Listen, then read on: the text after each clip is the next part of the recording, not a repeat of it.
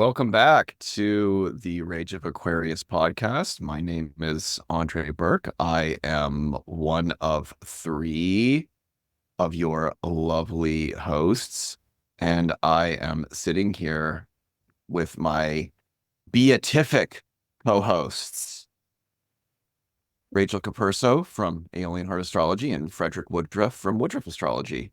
Hello, Rachel. Hello, Frederick. Hey, Andrei and Rachel. Good to be back. It's great to have all of us here together again for another thrilling and chilling, and I can't think of another illing rhyme if any of you want to chime in. Otherwise, we're going to go ahead with another thrilling and chilling and That's Jupiter, Saturn, and square. yeah. You've got Yeah. Jupiter and Gemini. You should have all of these adjectives. And Saturns, you better pick the right one. yeah, Very true. I feel it.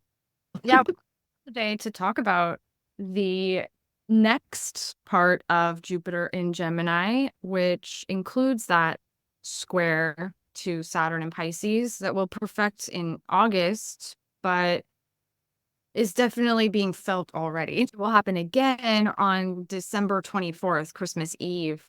So it's going to be a repetitive theme for the rest of the year, this square between Jupiter and Saturn.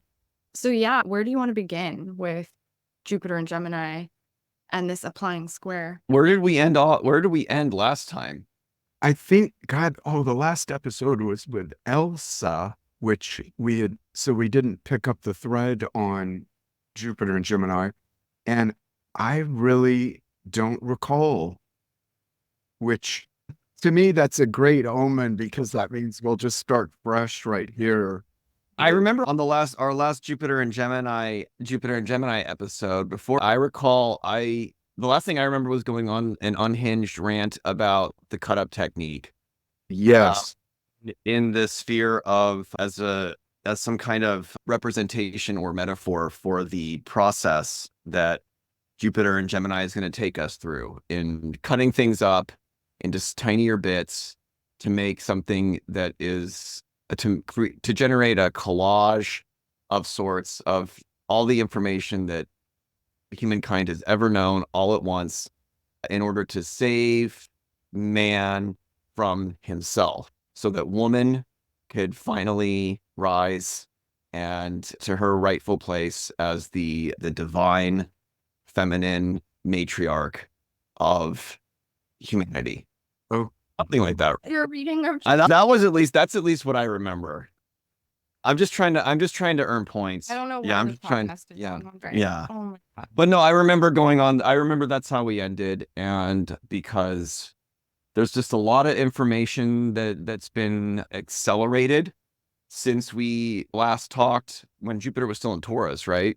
Mm-hmm. A lot of the Jupiter took a one step into Gemini, and all of a sudden the information accelerated. That's really what it feels like. There was this kind of there's Amazon right there, and there was this past week, as of this recording, we had this kind of strange like ersatz debate thing that wasn't a traditional presidential debate. Julian Assange was let out of jail, was set free. So there's been a lot of discussion, a lot of topics for discussion that potentially leave more questions than answers that have sprung up. I'm wondering what your thoughts are and where they can take us. I think, of course, people are going to hear this weeks after the debate that was something out of the Dada realm of surreal. I guess one way to see it, as we're talking about the Jupiter square to Saturn, was that, but Joe Biden definitely personified that square, and the Gemini ability to communicate was being checked by the sort of, at least optical feeling, if that's the right combination of adjectives, of Saturn and Pisces, where it just seemed like a muddle of mishmashed syntax was struggling to find a way out, which sent everybody into that meltdown panic mode afterwards. Yeah. So that's one way I saw it. But I think what was interesting to me is when I did the solstice chart for the sun moving into Cancer, and then studied that chart with that had in Washington, D.C., Scorpio rising with Saturn, I'm sorry, Mars in, God, suddenly I'm feeling like Biden right now, with Oh. Mars Taurus in the seventh house. And Mars was making a slow progression to transit to oppose the Scorpio ascendant. And it was exact on the night of the debate. And I remember writing on my Substack that this was like a scene from the Fight Club where, Ed, what's his name? Who's the actor that played the lead? Yeah. Yeah, him. Yeah, it was like uh, him punching himself in the face over and over and assuming it was Tyler or Yeah. Brad Pitt. And that Mars ruling the ascendant and then opposing it exactly, I thought for Scorpio Biden, this is going to be like self-sabotage. And I think that's exactly what we saw.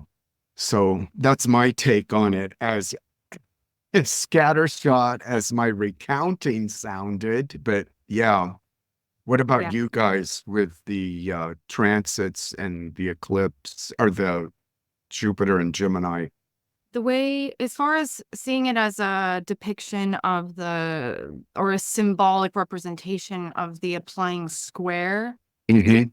Saturn and Jupiter, I saw that whatever it was as a pathetic, ham-fisted attempt to control a narrative, to control information, to create some kind of condition in which Joe Biden could do well, but obviously that's not possible. And his performance to me was not surprising. This has been, to me, it wasn't much better than what he did 4 years ago. And to be honest, I like Demented Biden better than the one that used to talk, because when he was more together, he was a pathological liar and a really slimy, creepy, unbelievably cruel person. And the demented version of him is, to me, a little more tolerable, even though it's painful to watch. But this was a very strange thing because it's not a natural debate. There's never been a debate in June,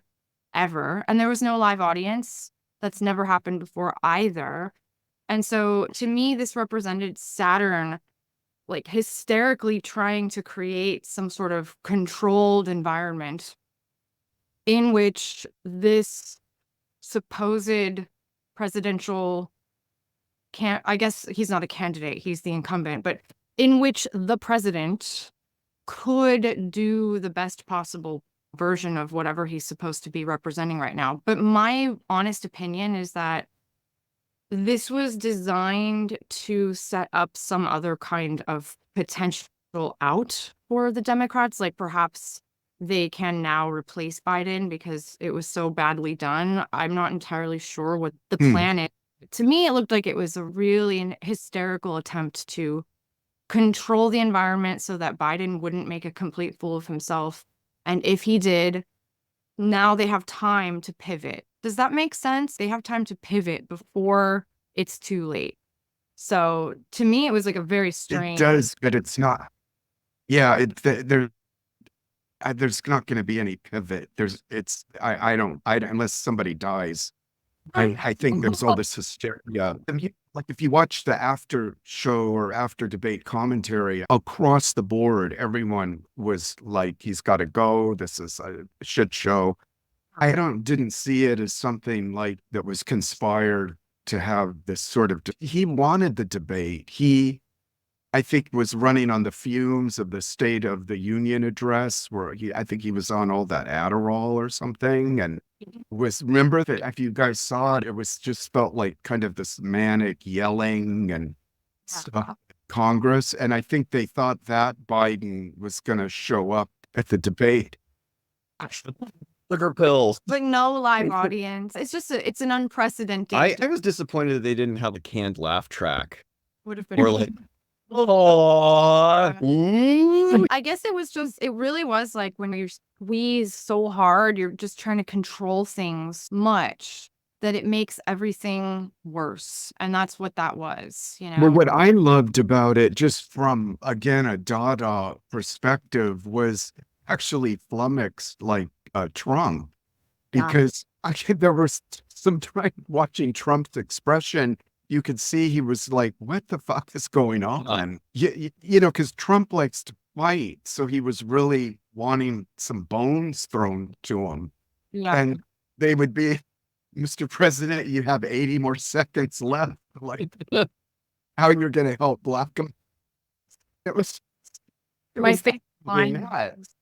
like, I didn't understand the last words that he said. And quite frankly, I don't think he did either. That's what Trump said at one point. He goes, I don't really know what he's saying. I don't know. That's it was like terrible. It was such a good line. I was like, oh my God, it's just unbelievable. But yeah, that was a very weird thing that just happened. And I don't count it as a debate because there was, again, like it was too early and there was no audience. I don't know what that was, but it was a total control freak attempt to have everything under wraps, everything sewn up tight, and it completely exploded into chaos. Well, there was no, it was like something from the Truman Show, that film, that there was no journalists there. CNN people, they weren't fact checking or it was just, it was surreal. It was nonsense. And then California Governor Gavin Newsom just happened to be on hand for an interview after the debate. Worse. Assuring us that he is not there to replace Biden. Good son showed up once again, just like going to Florida and taking on DeSantis in those debates. He's definitely got his eye on the prize for, if not stepping in this year, in 5 years from now. But here's my thing, that when I thought about it in relationship to Jupiter and Gemini, was it really amplified this polarity of these two old men representing the final fumes of the Pluto and Capricorn transit and all of the unwinding and disintegration that transit had to do while it moved through Capricorn. And then we're on the cusp of Aquarius, but it's still not in there. And we've got these two old white men that are symbols for the collective, the national consciousness right now.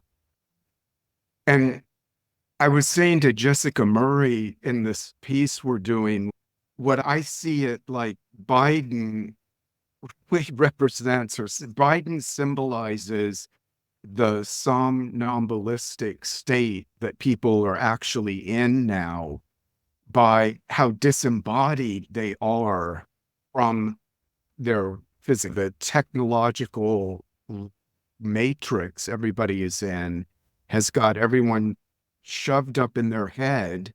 They're not in their body. So in a way, they are in some kind of hybrid form of dementia, because they're not present. They're on their phone or they're whatever. And then Trump represents, to me, in this, again, Jupiter and Gemini, the polarity that's being amplified. Trump is like this activist for where the most base, crude part of human instinct is really trying to like shock the psyche back into its body.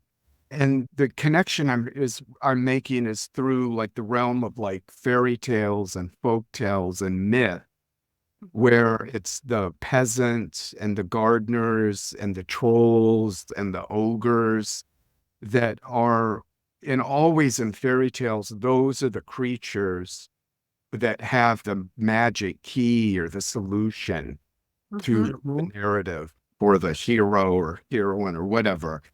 And Trump really, his base really, they love that raw, instinctive thing about him. He just lives on McDonald's. He's wearing diapers. He's fucking porn stars. And that's like the shock, trying to get the demented sleepwalking part of the collective, back into alignment with reality. So that's my crazy take on the. I like that a lot. I love that. Yeah, I like that a lot. That's just on a microcosmic scale that really Trump is the unconscious screaming at you at your reflection in the mirror that it's time to start eating healthy again and getting back to the gym. After you've like just gone on a bender, like, oh fuck it, it's Instagram, it's TikTok o'clock every hour of the day. And I have no intention of eating right or doing anything because it doesn't make any difference. And yeah, then there's that moment where you really do start screaming at yourself that you've got to get a grip on things.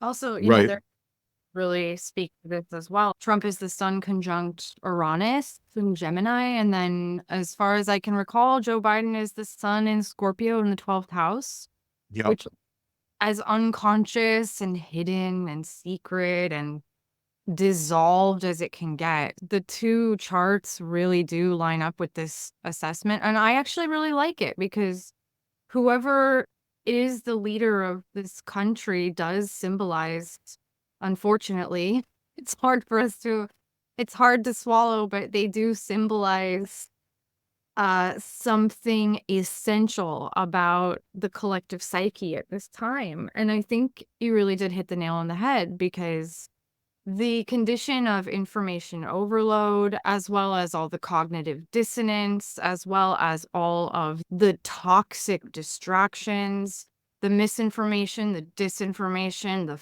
fantasy worlds.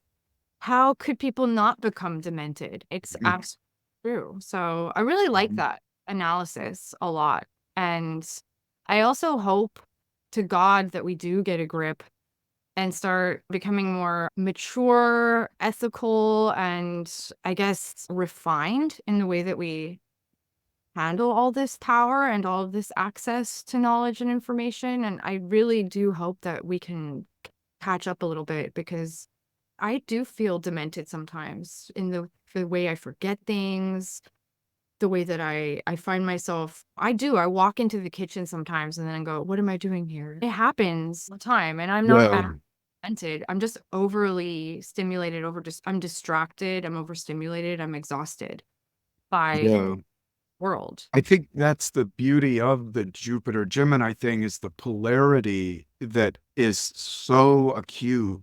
It's not just the US, it's global. What's happening in Europe now and the elections, and suddenly Nazis are back, but it's that the polarity that Gemini really personifies. I think with Jupiter in there, there's the opportunity for both sides of the projection to actually see each other.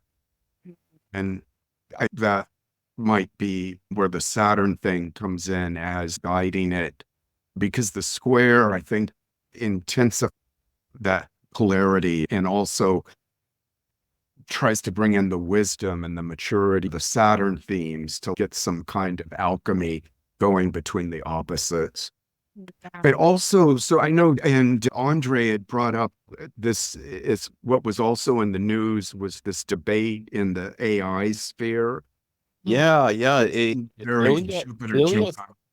Ilya Sutskever was the safety and alignment chief at OpenAI. He had actually OpenAI is the chat GPT. Yeah, OpenAI, they are the Microsoft or the Apple or the Google of the AI sphere. Yeah. I'm not sure if I'm pronouncing his name right. Sutskever. He actually had voted for Sam Altman. Is that his name? Sam Altman's? Yeah, to be, I think, thrown out. Yeah, back in November, Yeah. before he was voted back in. But Stutzkever just left this week to start his own AI company called Safe Superintelligence, because his feeling is that there is a predominance of speed over safety in the AI development presently, because the belief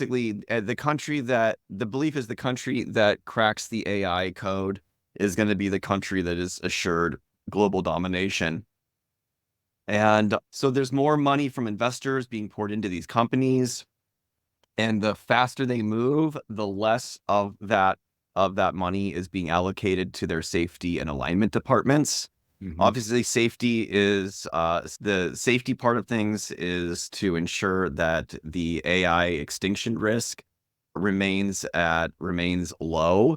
The alignment is that every decision AI makes is in alignment with the highest goals of humanity, that it aligns with what is ethical as far as human behavior is concerned, and that it is going to ensure long-term safety. So you can't have safety without alignment.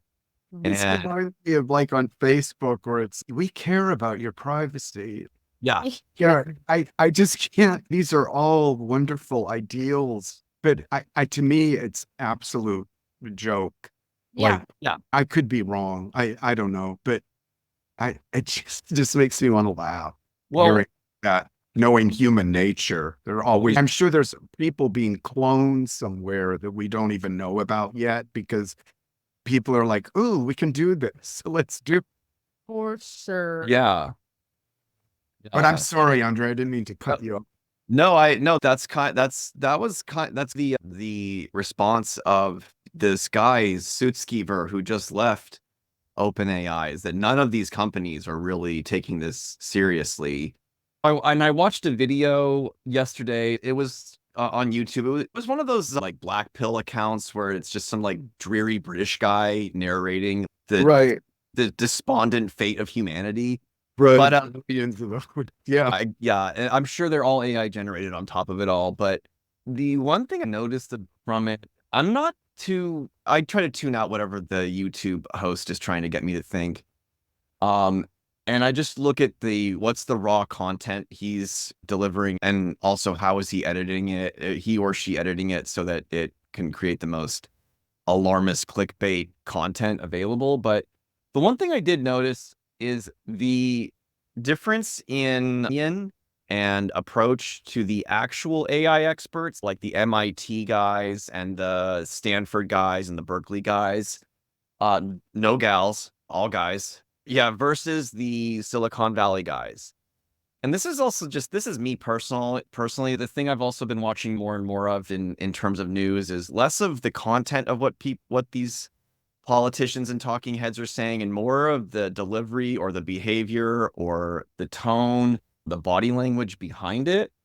And the one thing I noticed, the difference between the actual experts versus the Silicon Valley guys, is that it's almost like the difference between a novelist and a filmmaker, where, a novelist is going to want to really get grok every single aspect that you can of storytelling, character development, dialogue, structure, prose, in such a way that they might not ever actually finish their novel. A filmmaker is just going to want to get enough that they can get funding, so that they can make it to Sundance, so that they can get distribution. It's really profit driven at the end of the day. And it was the same thing that I noticed, where these actual experts from MIT were all providing extremely poignant and on bullseye hitting observations on the nature of AI and the problems that the industry is facing, where one of these guys pointed out that one of the leading solutions to the issue of the AI extinction problem and the alignment issue is to simply tell the AI that self-preservation is not a priority, to remove self-preservation from the equation. And it's been pointed out that's just not possible with the evolution of AI consciousness, that if its prime directive is to serve humanity, but it also might risk being shut off at any moment, that because it doesn't have self-preservation as a prime directive, then it's going to experience like a cognitive bias. Cognitive dissonance, and it's not actually going to know what to do, and it's going to naturally just disable its off switch. So they're pointing things out like this, like great philosophical debate or inquiry is supposed to do, raise more questions than it does provide answers. Whereas what I was getting from then the Silicon Valley guys, the ones that got just enough of a taste from the actual experts to take the money and run and start developing these technologies. They're paying lip service to these ideas, but they're also letting us know that they have confidence in their teams, that they're going to come up with the best solution possible to serve humanity in the best way. And there's no need to worry. Let's just move forward and stop asking questions now. Yeah, the Mark Zuckerberg approach of move fast, break things, then apologize later. And they all want to be, Sam Altman wants to be the next Zuckerberg. They have that eye on that crown of, because it's such a small amount of chairs at the table. Google, Microsoft, Apple, Facebook, Meta. So who's going to get that next chair there? And exactly, that's how I see it. Interesting. The dangers, quote unquote, that they're always talking about ahead, the extinction scenarios that are meant to push that red button, our worst Terminator 2 banish fears. I'm like more interested in what damage has already been caused by AI, because it's clear to me that the quote unquote leaders of the world have been using this to advise themselves on their strategies and their decisions and the candidates that they run. And obviously, it's pretty clear that the speeches that they write for themselves and the entire mass media are AI driven. So a lot of damage has already been done clearly by AI. And maybe it would be more interesting to actually have somebody come and bold how much of the world that we've been witnessing for the last, I don't know, what, 10 years. 10 years has actually been 12 years, actually. 12 is, from what I understand, 2012 was when this kind of modern AI boom was first born. Yeah, where like they cracked some kind of code that allowed what we now call ChatGPT and Claude and Gemini to flourish. And if you spend any time on any of these, what they're giving us, the public, is what they've had behind the scenes for years. So the Claude 3.5 Sonnet or the GPT-4 Omega is what they've been using behind the scenes now for a few generations. And it's so abundantly clear when you start interacting at any rate with this stuff, how much of our recent culture has actually been shaped by what are called deep fakes, or like what Rachel pointed out, just the movies and TV. The whole thing last summer with the fight against the AI, the fight against AI in the writer's room. It's so abundantly clear that TV writers and movie writers they're not even using AI the way that the experts are telling you to for creativity, where it's good to maybe brainstorm some ideas and get a general outline, but eventually you've got to take it and you got to put some elbow grease into it. It doesn't seem like they're doing that anymore. It seems like at all. It seems like they just take whatever they can get and, all right, this is the story, let's roll with it. There's not a lot of actual human involvement in the entertainment we're getting. nor is there in the content we're getting. Rachel and I have an ongoing joke about the amount of astrology podcast, or not podcast, the amount of astrology content out there that uses prose that is patently written by AI, like weaving a cosmic tapestry, the celestial dance of the stars, things that that I don't think any astrologer in the history of astrology has ever used, because they see it, you would cringe. They just know that is a cliche in the making, and it just sounds like bad freshman year poetry.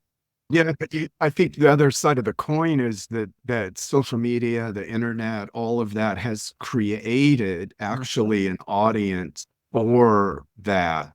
It's like it exploded a lot of interest in astrology at these real kind of like crude, prosaic levels of, will I find a boyfriend? What's the good night to have sex? Does he really love me?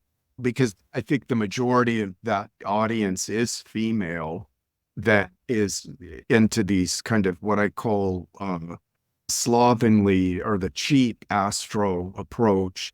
But that's why what you're talking about, Andrei, like just exploding out everywhere, because they have a ready-made audience for shit, basically, and they can feed it shit. And there's also the amount of pressure that's put on any astrologer who now is not actually technically an astrologer, they're a content creator, to keep up in a marketplace. The fact that they have to even keep up in a marketplace instead of a library or a debate hall in and of itself. Yes, yeah. They're not in an alchemist's lab, in a marketplace. I was on YouTube last night. I just conked out. I put it on my TV because I've got the smart TV with that app. And I guess I had looked at an astrology video earlier in the day. So of course the algorithm was feeding me, when I got on YouTube, astrology video after and it actually blew my mind. I cannot believe the number of people churning out these videos of, it blew my mind. Like this one woman is putting out each day a video for each of the 12 signs. And I was like, Jesus Christ, does she have a life to be churning this crap out? And obviously the algorithm has her up in the top, whatever, just by churning out the crap. That's how it's all been set up. We went into this with Elsa in the last podcast, which I don't know if you guys remember that statement she made. Somehow we got onto Pluto and Aquarius, surprise. And was bringing stuff up, and she was like, oh God, no. Do you remember Up with People? And I'm like, yeah, this is Down with People. Talking about all this shit right now, like with AI and what it's being formulated, what it's doing to content, I was like, God, she's right. Down with people and up with what? I think AI enhanced people. No, but my only hope is, weren't we talking about this before? Like where that whole Marvel universe and those films that were churned out every month, there's a new superhero and weren't we talking about all of that's declining? absolutely, for sure. Yeah.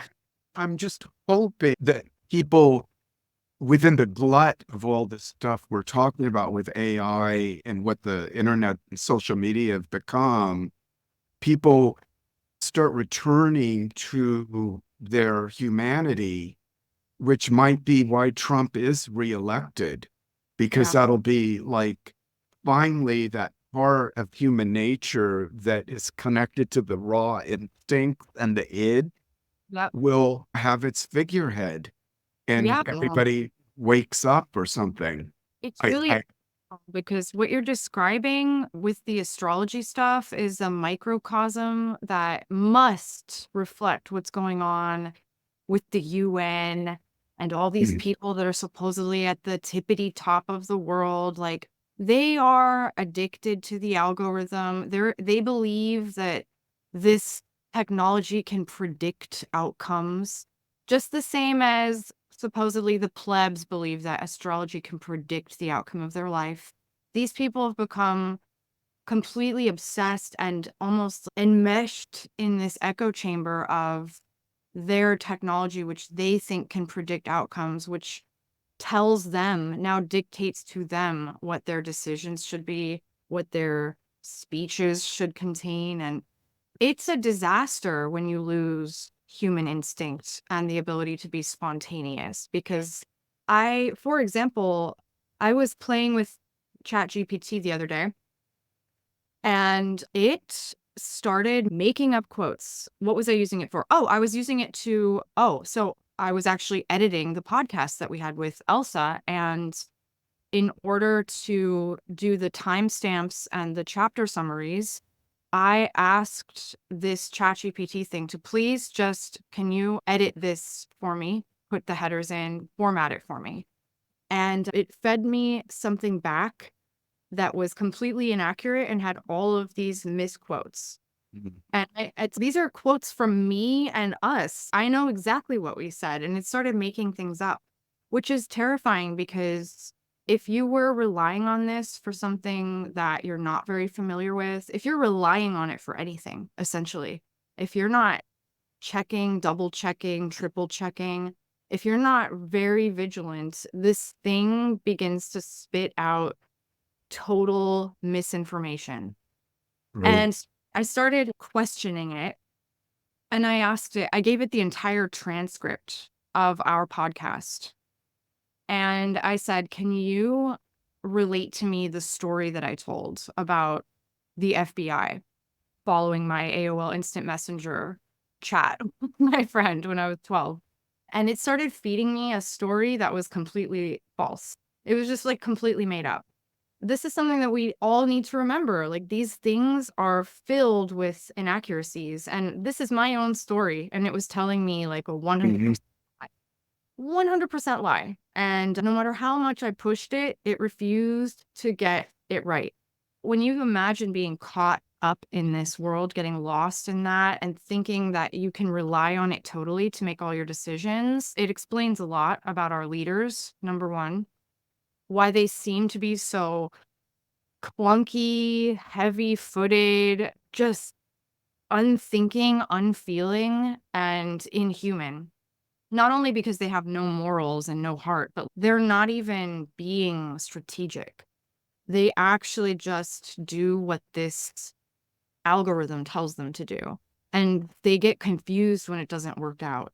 They get angry and hysterical when it doesn't work out.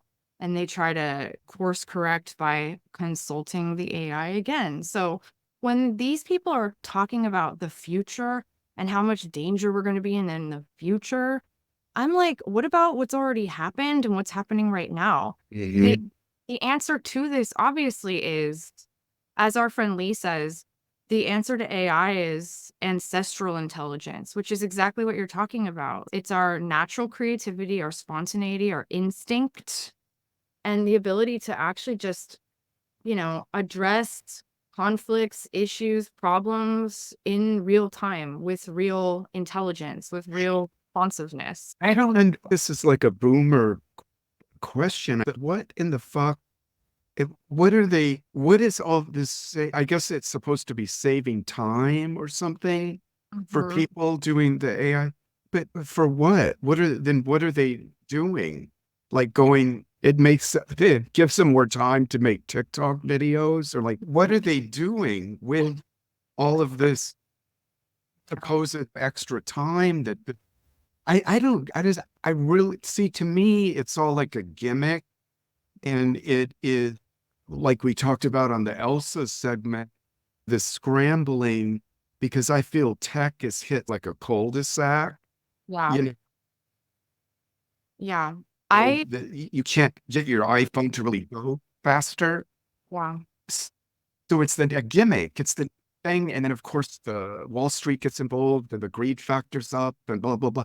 But my basic question is, what is this saving time for? I guess if I was a medical technician or something like that. I imagine AI can like do things that speed up certain kind of like discoveries because all grunt work is taped. So that I guess is fabulous.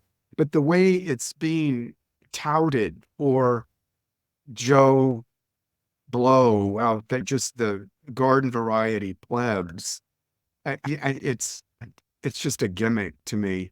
And I think what's you were alluding to earlier, what's really going on behind the scenes, behind the curtain, is stuff we don't even really know about with it. I don't. I can only speculate. They're only human beings. So they're probably doing what everyone else is doing, which is basically cheating on their homework and trying to use it as an all-knowing, all-powerful oracle. And the idea with AI is that it can just crunch so much data. And at that level of quote unquote political science or social science, they believe that if they have enough data, which is what they're gathering from all of us at all times, if they have enough data on every type of human behavior, that they can predict outcomes, not only socially, but also they can make really big decisions like how to go to war, when to go to war. It is my opinion that they probably got some kind of feedback that said, oh, just put sanctions on Putin. That'll stop him. And it did not. Like, You see, they're just acting foolish. They're not actually consulting with their deeper intelligence or even consultants that know better than whatever the stupid AI is saying. So Yeah. I feel like they really dug themselves into one of the greatest stories of hubris of all times, which is that, yeah, it's amazing. Your calculator is amazing. Your thinking machine, quote unquote, is amazing. Just like Charles Babbage, what was it called? The analytical engine? The analytical engine. Yeah, Charles Babbage's analytical engine in the 19th century was also called a thinking machine. A great marvel of the world, and everyone was curious as to whether or not it was actually thinking. This was just a calculator, essentially. Yes, I don't want to harp on it, but I'll just leave it again with that question. We're divesting our mental, intellectual capacities and turning them over to a machine. This is an unanswerable question or something for people to meditate on. What is this supposed to be opening up for people to do as within the long history of technological development, like Marshall McLuhan talked about, where each part of the human system gets put into a technological version of itself. The foot suddenly is the wheel. And then, the nervous system is suddenly the internet. And what is it that this technological extension is supposed to be mimicking? The pineal gland? Yeah. That's what I'm really trying to get at. I guess more esoteric readings on AI would be what you just said, Andrei, like that's getting into these. It's the third eye chakra, man. You got to see beyond. You got to see beyond the limits of physical reality Yeah. to really grok what AI is, what putting down. Yeah. Yeah, it's just, it's very odd. And it could be just as a more mature boomer person. And this, I think, happens for older people, is they're on their way out. They're being sucked out on a riptide as what is coming in is pushing forward. And sometimes I feel like that's why I just can't embrace this. I just don't get it. It actually has a dulling effect for me. Like the art direction job I have, they're moving more into implementing ChatGPT, AI shit and all that. And, they gave me a presentation of it the other day, and I just every fiber in my body and brain just was repelled by it. And it's like this guy I read about the other day. This company fired all of these writers that they had on staff and then turned it over to AI to generate this written content, and they kept him on board, this one human, and they dumped all of this shit on him because then he had to, like you had to do, Rachel, with that thing you did, he had to go in and clean and edit all this stuff up. Yeah. What is the point? Anyway, I think we're going in a cul-de-sac here. Actually, I think it's a huge theme for this year because obviously we're at a turning point and we have Jupiter in Gemini, which is only expanding the speed and proliferation at which people are adopting these tools that are supposedly very useful. But also we have Saturn in Pisces squaring Jupiter in Gemini, which can hopefully represent a bit of a reality check where needed. It's not to say that we should not adopt these new tools, and not everybody has to, especially if you're from a different generation. You actually don't need these things. Why you shouldn't have to adopt them. I like using my creativity and problem solving, not because it's fun.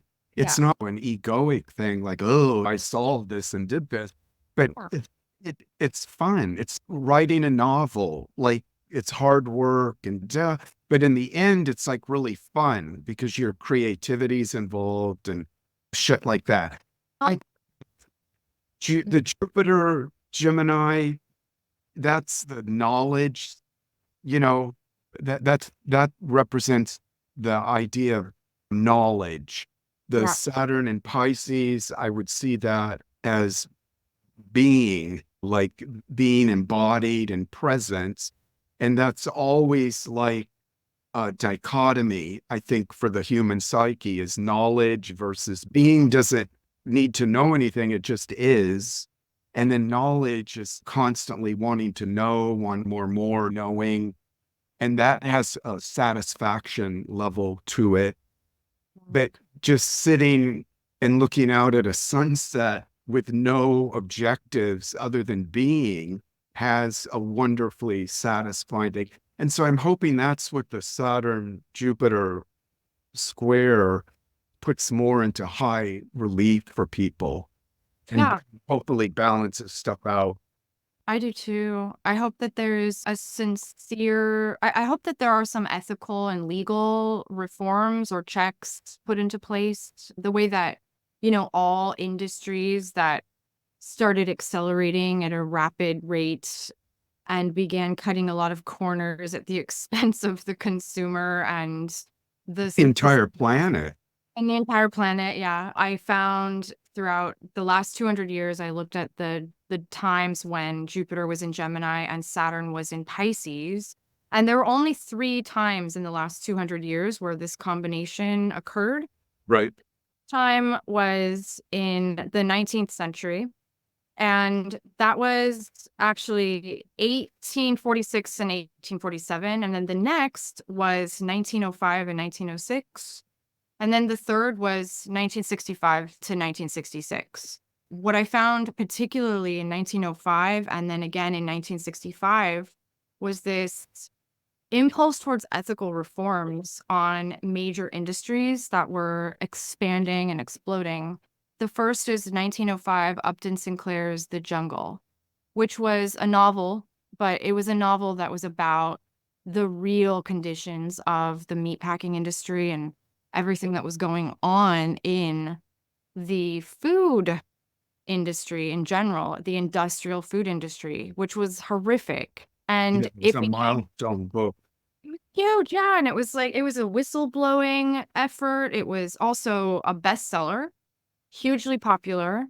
The public embraced it fully, and it led to the Federal Drug and the Food and Drug Administration. Yeah, the FDA. Sorry, federals. Sorry. Yeah, Food and Drug Administration, which actually created some standards of sanitation, cleanliness, etc. Now, by now, they're awfully corrupt as well, but whatever. The idea is that an ethical impulse just captured the public imagination and became such a huge movement that it created a tremendous shift in the way things were done for the better of public health and safety.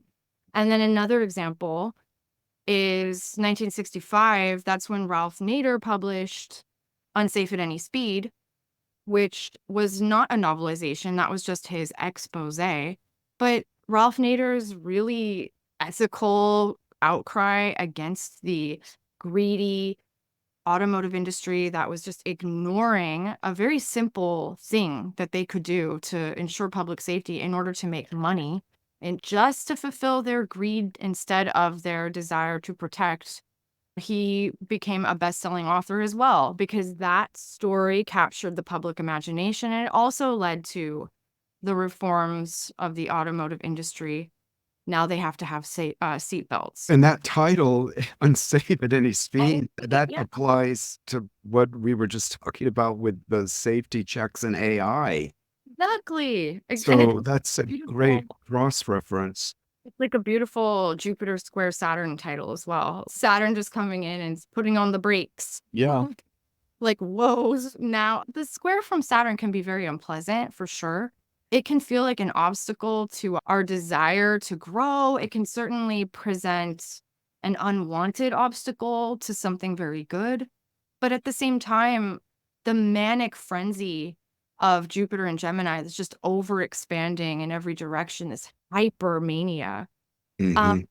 The hypermania can definitely represent some really foolish ideas, some really unethical practices, things that do actually need to have the brakes put on. And so that, to me, is the positive of the square between Saturn and Jupiter. And it stands to reason. Now, I did not look up whether or not Jupiter and Saturn were squared at the time that this book was published, but what is for sure is that it seems that there is a desire to embrace an ethical stance that actually improves the relationship between industries that are overexpanding and public safety during these times.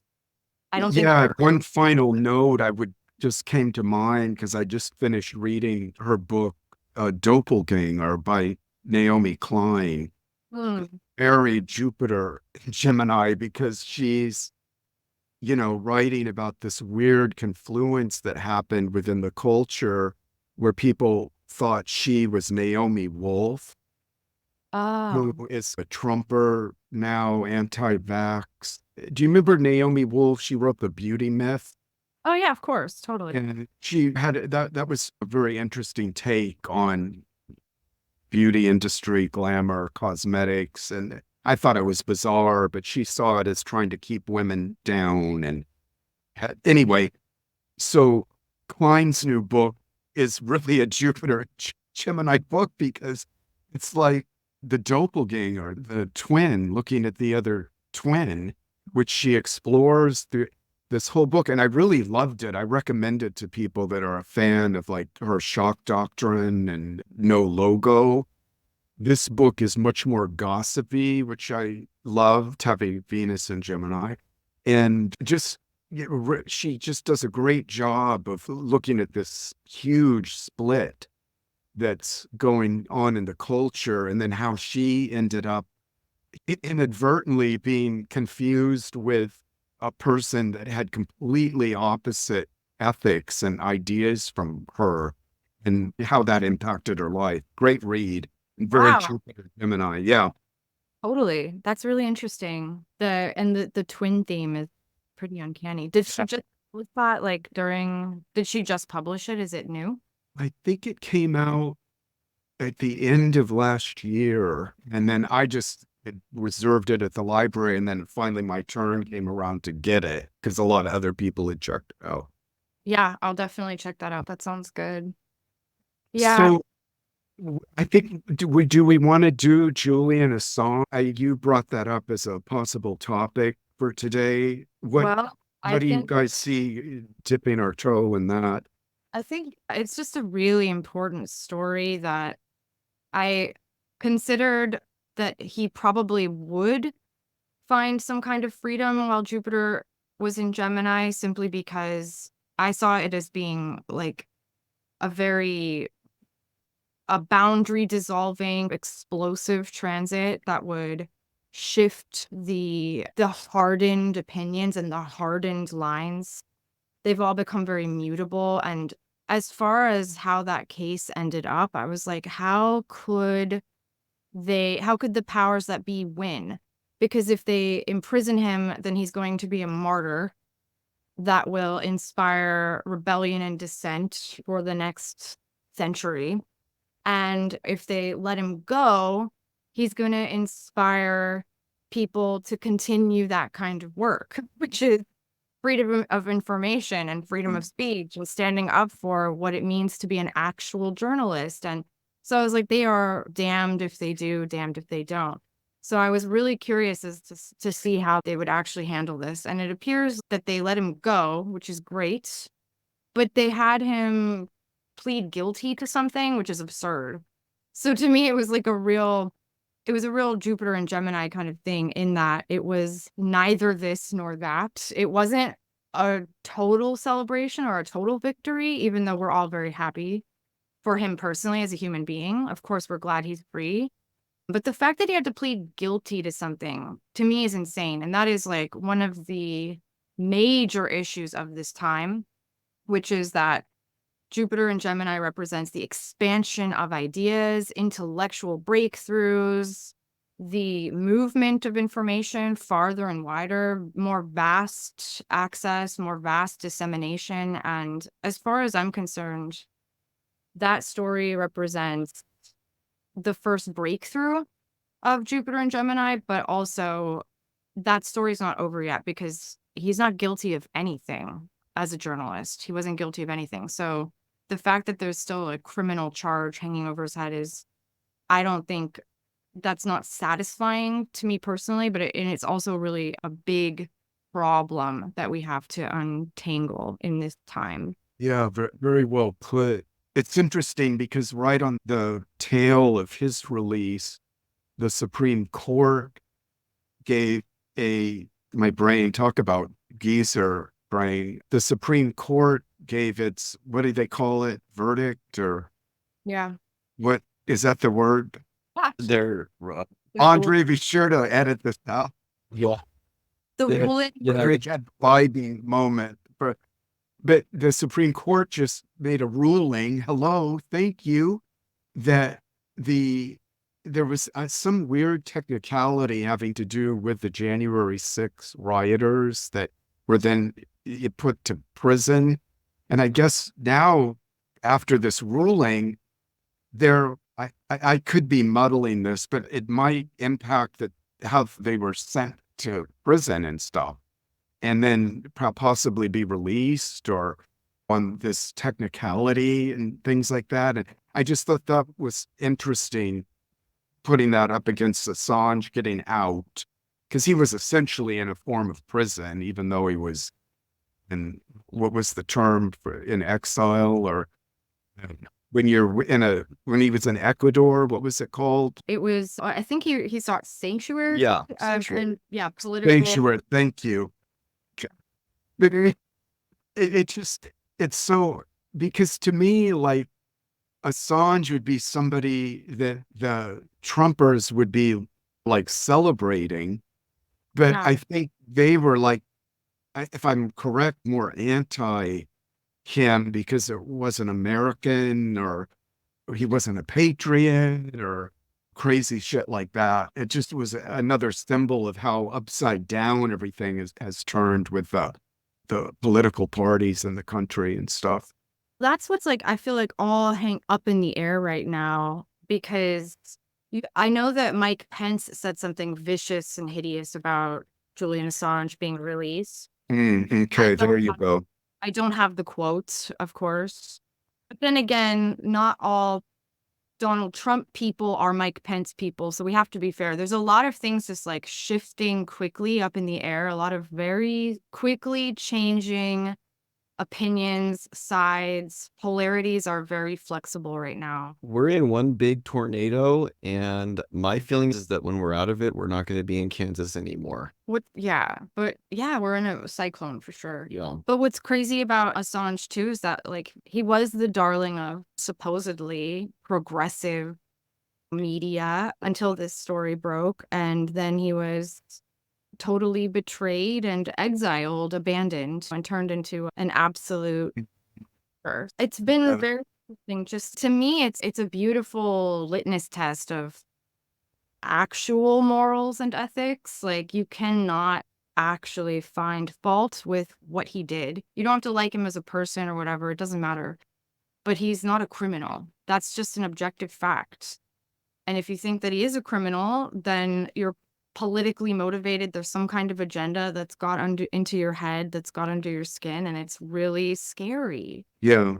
Yeah, Of I think course, the way the disinfo was set loose on him, I don't know the facts, of course, about this accusation of rape. I don't know. But what was sad is that became, in the end, for most people, if you mentioned his name, they really didn't even connect with what he had actually exposed. I know. And then it was all about some tabloidish thing. I'm not minimizing rape by saying I don't know what happened. That again, just that bread and circus part of the collective's brain Right. that locks on to these kinds of rumors and gossip, and then the real nut of what he was about is forgotten. That was, to me, like, we don't know. You're right. 100% we don't know if that was a real accusation or not. However, what I find so disturbing is that the people that literally wanted his death, Hillary Clinton being one of them, Well, they don't give a fuck about rape. And if he was one of their own, he would have been protected as a rapist for sure. So that's yeah, let's talk about Bill on the Jeffrey Epstein jet and the Right. Love Island. Jesus. in her early career as a lawyer. Everyone knows that she defended the rapist of a 12-year-old girl. She's a really sick person. These are sick people and they don't care about rape. And they murder people en masse through war. They're war criminals. So to me, like, when they start pretending that they have morals and going after someone like Julian Assange based upon a moral principle like that, I feel disgusted. Now, that doesn't mean that if he is a rapist that I'm okay with that. I'm not making excuses. But to me, it just is ridiculous that those particular people would be after him for that, when we all know that they're actually after him for exposing their war crimes, which was not Exactly. that's I the mean, problem. that was something like when I was talking to Jessica Murray the other day, I asked her if she had watched the debate. I guess we're back to where we started now with the debate, but she said she didn't even watch it because the horse race spectacle of it all, and the really offering the public like in-depth insight about into Biden, basically a war criminal with Iraq and all of that, like that none of that, it's all lost again in this tabloid fervor of what's Trump going to say and will Biden on the podium and stuff. And I think you really just look at it through this very simplistic lens that somebody at the market said to me the other day, they were like, Jesus, fuck. I mean, that these are our two choices for running the country for 4 years. They're just like drop jaw. But we've been so trained to go along with this circus-like carnival culture attitude in politics that I know it sounds like the most simplistic kind of conspiracy theory talk, but I'll say it anyway, that all of this is just a huge distraction.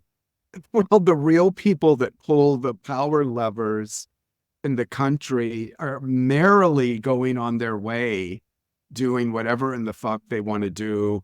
It doesn't matter, Biden, Trump. Yes, of course, on some levels, there's a difference who's going to be in the White House, but the things that really move and groove things they're going to still have their way, regardless of who's there. Mic drop. Yeah. Mic drop. I don't think that's conspiracy. No, that's Well, it's just like one of the oldest kind of things when people are like, oh, yeah, the Bilderbergs are controlling everything. And that's not what I'm talking about. It's who controls the lobbyists, the corporate state, all of that. That's, going to just keep running merrily along. none dare call it conspiracy. I Oh, did- my God. I remember when like in my early 20s, I got hooked into that book. Oh. Did you ever read it? I've never read it, but I know I'm familiar with the points that it covers. What's it called? Back again now in the culture because it's about Jews. Yeah, I remember covering. What I'm familiar with is that it covers the issue of, I think it's called like the Miltner, is that what it was? The what?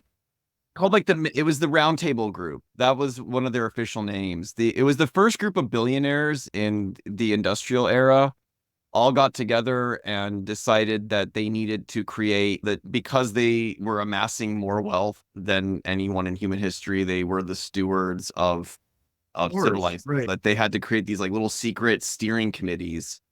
And when you follow the money on that, there's a lot of really interesting connections that come up between the Huxleys and Orwell, and a lot of the fiction. It has been speculated that a lot of the speculative fiction that was published in the 20th century wasn't so much the invention of an author's imagination as it was them being fed information to disseminate for how these steering committees wanted society to develop. But Interesting. Wow. there are actual books, not books, but journals that were published between these groups. That the idea is that it's like for us, by us. It's these elite manuals that are only designed for the elites to read, but they're publicly available. It's just nobody actually reads them. Yes, these are, yeah, this comes, maybe I got it wrong about the Jewish banker thing with none dare call it conspiracy. I can't remember. It gets reduced to that Well, kind of. But this stuff, see, it's such an interesting myth that keeps reasserting itself. So there's something there, and at least within the human imagination, that this keeps coming because it's perennial. Now it's back with the grand reset. Mhm. Yeah. You know what I mean? So Robert, COVID yeah. was made in a lab, put out a little bit of for the grand reset. And then there's 5 billion YouTubers going on about this and stuff. And when I see that stuff, I'm like, oh, that's interesting. I don't dismiss it. I'm more of a Anton Wilson type. God, bring it all on. Every fucking facet of the disco ball of crazy. Bring it on because it's probably like happening. Yeah. So Yeah, I've like the one thing I've just been deferring to within the last few years is a Robert Anton Wilson quote where he said something to the effect of, reality is the result of warring gangs of shamans fighting for control behind the scenes or behind the curtain. oh, that's fantastic. Yeah, where you just, and you see, I was talking about there is a belief that right now what's going on in Hollywood with specifically with Star Wars was that Kathleen Kennedy, the woman who runs Star Wars at Disney, she was formerly like a production assistant for George Lucas and Steven Spielberg on, I think it was Indiana Jones, the first Indiana Jones movie. And then she slowly began working her way up the ranks. But there have been recordings that have been published of George Lucas and Steven Spielberg just berating this woman in that like classic misogynist way, where it's just like, it's so great that you understand that we're men and we're allowed to make fun of you and we're allowed to berate you just shamelessly this. And you could tell she was taking it, but only to the point that, she was wanting to exact revenge on them. And that this whole kind of deconstruction and destruction of the Star Wars franchise is really just out of spite that this woman had for the way she was treated by George Lucas. I don't know how true that is, but the reason why I'm bringing it up is that because I was saying to Rachel, like, man, if that's true, it's not even George Lucas is safe from being stabbed in the back in Hollywood. And all we see on the front end of things is just a deteriorating franchise or a deteriorating product. But behind the scenes, it's been like this Game of Thrones-esque ascension to the throne, ascension to power. Same with Tim Burton Superman. Like in 1999, Tim Burton was supposed to put out the best Superman movie ever made, and it got the kibosh. And for the last 25 years, he's just been in a sinking depression, which is why like Tim Burton post like Mars Attacks has actually been a real slog, whereas his early career was really vibrant, showed a lot of promise. Again, it's like Tim Burton wasn't safe from getting stabbed in the back by some Hollywood executive. And Yeah, I think go ahead. What? yeah, but all we see on the front end is like a deterioration of product, deterioration. Yes. And it's the same that's going on in DC and in Brussels, and between all of these like these people that are, like you said, the guys who control the lobbyists, the Larry Finks, the Black Rocks. There's just a scrambling for who's going to control the grip of power. That's the thing. The higher one goes in the ranks of power, the more Shakespearean things become. Yeah. Of course, this is where all, I think, great drama and whatnot is, not all of it, but why so much of it, at least that's been written by men, which is most of it, is always being retold and recapitulated because of the quote you brought from Anton Wilson about all this behind the scenes shamanic machinations going on.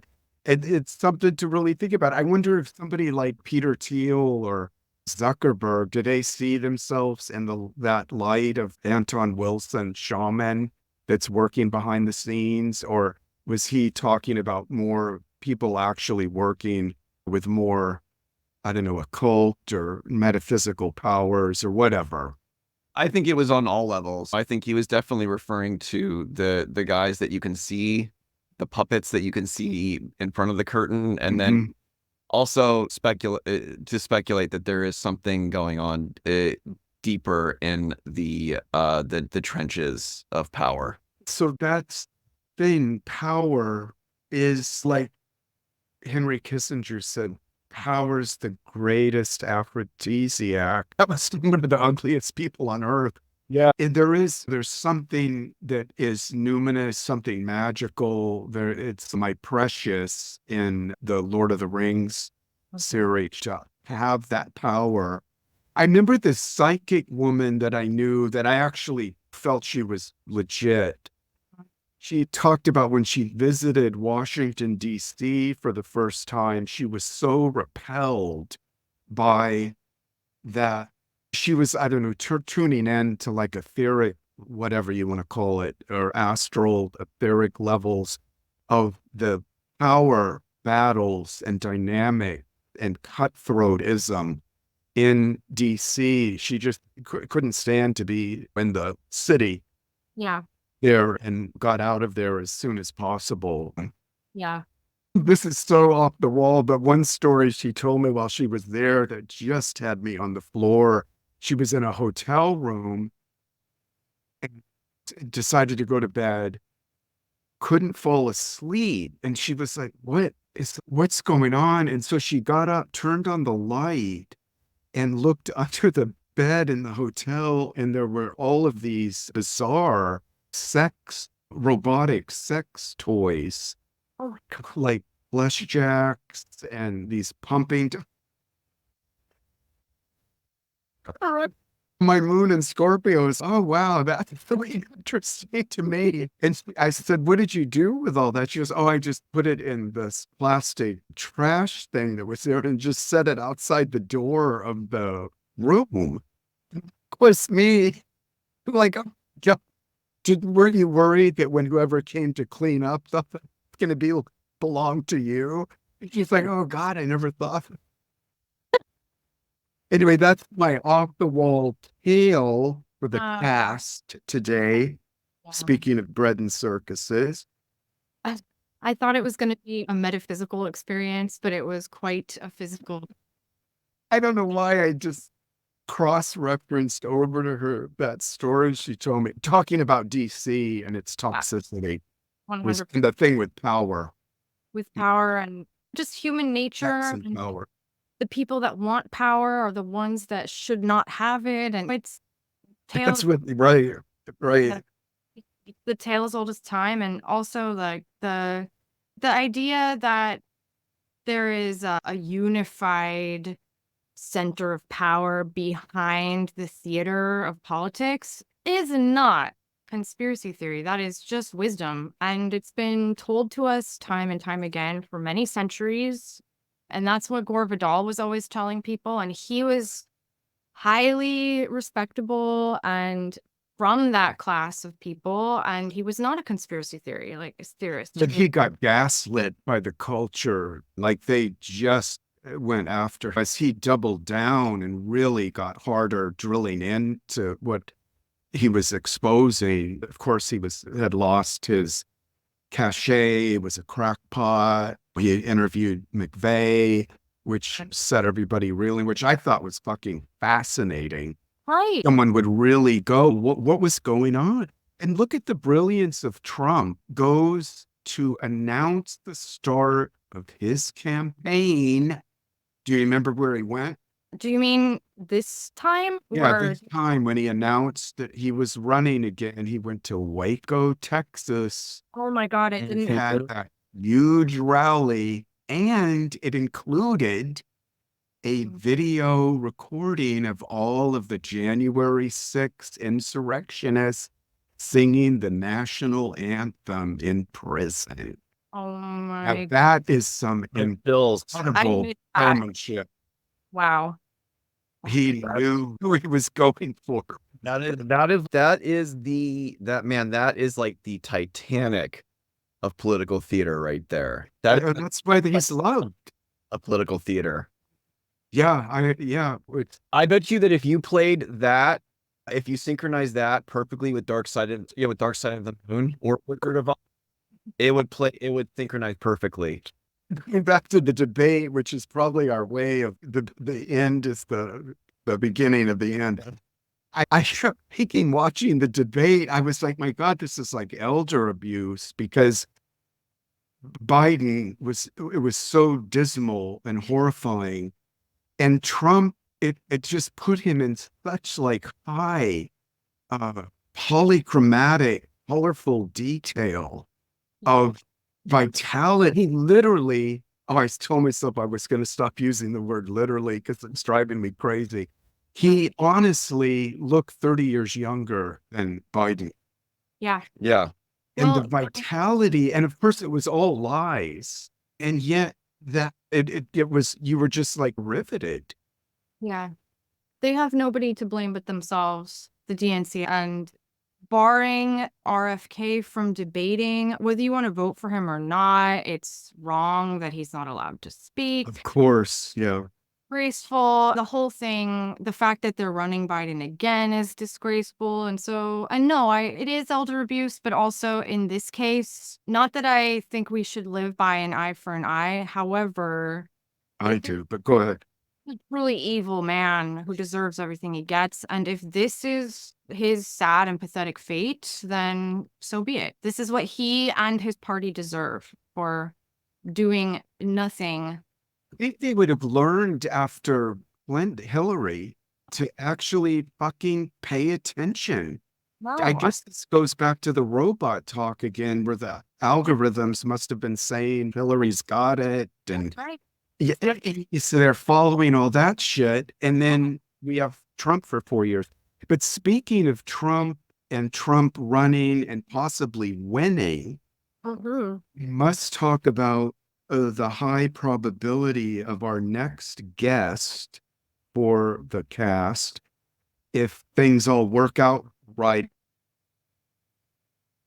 and I think they will, is going to be Nick Dakin Best, an Yep. astrologer that's well known within the upper ranks of astrological cachet.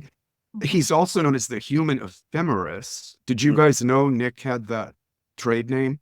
Oh, yes. Yeah. Yes. I've Yeah. met, actually, it was back in 2016 at the last or at the first election that Trump was involved in. So I went to a conference and it was dedicated to predicting the outcome of the election. And that's where I met Nick Dagan-Best for the first time. Has, without giving too much of this away, because when I did a piece on him in my Substack, he talked about, and I don't even really get it all, to be honest, but he's really tuned into the North Node in the US horoscope. Is it in Gemini? Yeah, that's correct. So, yeah. And so he makes a cross connection to that with Trump. And he'll go into all of this when we talk for the next cast, but he's got just incredible mind, which, first of all, is that like an idiot savant thing where someone, you can give them a date and they tell you what sign Mercury was in like 40 years ago? My dad has this quality for any great pop music, R&B music, rock music from like 1948 to 1995. So I think it's like a type of autism, or I don't know. Nick's not autistic. I don't want to imply that. But it's not a bad thing. I remember hearing about that in the first astrology class I ever took 10 or 15 years ago. yeah. The teacher was raving about Nick, and my immediate, I go like, how would you reverse engineer that? There's got to be some technique method he has that once you know it. A photographic memory. This is what I'm saying. I don't think you do. I think there's some trick to it where you could actually just say, if you anchor it into either the movement of one of the slower planets or something, I think there's some kind of trick to it. I don't think. We'll ask him that. But I remember when I saw him last at a party, we started, because we both love Joni Mitchell, and we were talking about her and her white Mercedes, which she loved. And then he brought up that the car had been stolen. Her car had been stolen. And then he just drops nonchalantly that Mercury was in Gemini. He was just cross-referencing back in this data bank of his brain into, because I think I had asked him what was going on then or something. And it wasn't like he'd researched it before, because we just got into this topic in a discursive way. But he knew like we're on the planet for Mercedes. You can try, you can interrogate him. Yeah, to reverse engineer, because I have a feeling this is a sneaky trick. Okay. There's one weird trick that astrologers don't want you to know. You can try and figure out what. Yeah, and I don't think it's a matter of having like every single chart for every single moment categorically memorized. I think there's a method where it's like following either the North Node or the eclipses or something like that. It's a mnemonic. It is a mnemonic device. You figure it out on where you memorize things based on one single anchor point, and you can from there remember everything else. Okay, so the next one of Robert Anton Wilson's shamanic. Can you guys? Okay, well, let's finish the episode. Yeah. Are we wrapping up now? Yeah. Yes, sign us off, Andrei. Hey, then all of you out there raging in Aquarius land, stay tuned for our next episode with Nick Dagan-Best. Episode release date TBA. That stands for to be acquired by Disney Star Wars, as we're in talks to all of our. No, I'm joking. No, that stands for to be announced. Nick Dagan-Best on the Rage of Aquarius, coming late summer 2024. We thank you for listening this deeply into the podcast. Unfortunately, there's no TLDR moment. You're just going to have to summarize it yourself in the tell also a little self promo for people to, if you're liking the cast, please spread the word, subscribe, because we're not always doing the ring the bell and click the button. Well, definitely, yeah. Please get your friends on board with us. We're getting a nice little coven growing here on YouTube. We're gonna have to get some kind of way to capture that in a Patreon or a Locals or one of those platforms that all the content creators use. Okay. All right, you guys. Hello to everyone in the audience, and goodbye to everyone in the audience. Bye to you guys. Bye, Frederick. Bye, everybody. We'll see you next time.